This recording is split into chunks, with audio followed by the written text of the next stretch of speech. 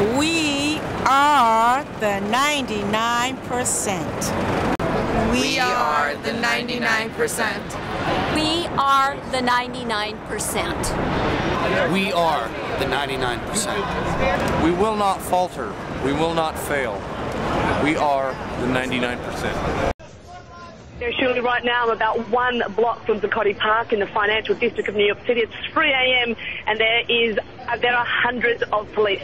The barricades are going up. I'm looking at a truck right now which is putting barricades around the park. They are stopping the protesters from crossing the streets and they're penning people in. I was just in a group court about 2 blocks away and the police were very heavy-handed. They were shoving us onto the sidewalk, saying stay on the sidewalk, move away, move away. They have been dismantling tents. I'm going to tell you, after 2 months, this was very much, hey Julian, this was very much an Occupy Wall Street area in the fact that they were entrenched. This was a living area, a full camp with kitchen, libraries, total facilities. All of that has been destroyed. We've seen pictures of rubble building up on the corner of the park.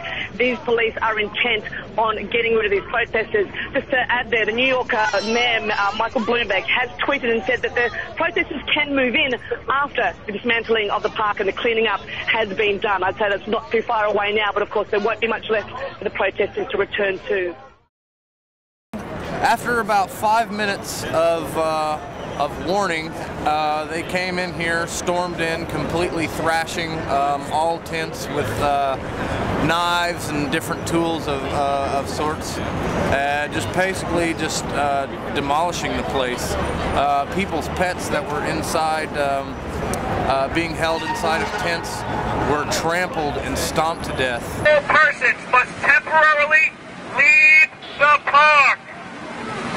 If you refuse to immediately remove your property from the park or refuse to leave the park, you will be subject to arrest. Any property left behind will be taken to the Department of Sanitation garage at 57th Street and 12th Avenue. All the possessions were completely disposed of. They say they were taking everything down to the sanitations department. Kids were finding their guitars, their banjos, keyboards just smashed into pieces. During the raid, when they evicted us in the park, I lost all my stuff, my computer, my 6 years worth of artwork, clothes, my house keys. My name is Gail Armstead, and I'm here at Zuccotti Park today because we felt very deeply in a sense of community and a sense of purpose and solidarity with all of the people who have come, visited, who lived here. The sadness of the disruption, but we also understand that it has also helped to strengthen everyone's resolve, that there be a continuation, and that, like anything that transforms you, it does not die, but it changes form.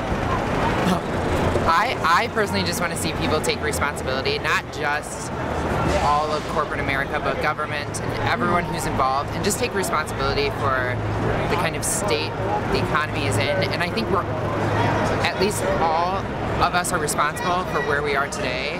And just to see, we all just need to take responsibility to try to better ourselves and make a better future.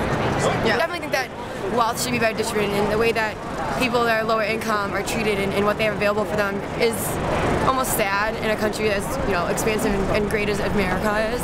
So just to see that better dispersed out throughout the different levels of income and everything like that would be great. I think nothing can be changed until there's enough people that are aware of the problems that exist. And I think that's the most important aspect of this movement, is not necessarily the specifics as to what exactly needs to be done, But because until you acknowledge that something's wrong, nothing can be changed. And until you have enough people that acknowledge that something's wrong, nothing can be changed. That's right. We just last week we had occupying the point in South Bronx and Hunts Point, and it was all a body of people. It was all African American, Hispanics there, and there was teenagers, some teenagers high up.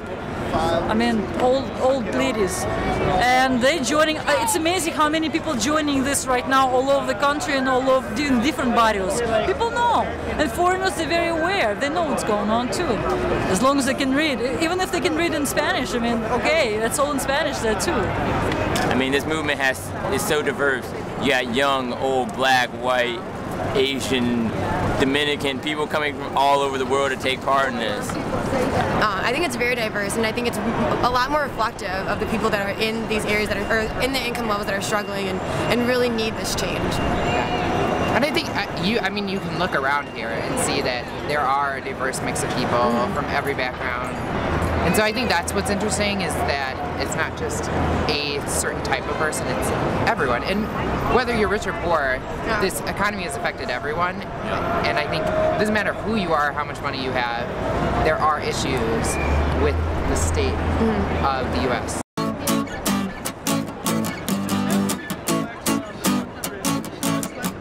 We're occupying Wall Street. You know, I mean, they can take our possessions, but they cannot take our spirits. So, this movement is too big to fail. Wait, get your freedom on. Get your freedom on. Get your freedom on. Right now, what we're doing is spreading the message. The occupation itself was just, in my personal opinion, symbolically showing that there is a problem in the world. People are acknowledging that there's a problem by coming out here and taking part in this. And that's more than most people are doing now. And that's pretty much, I guess, what I have to say about that. Freedom on. Get your freedom on. Zuccotti.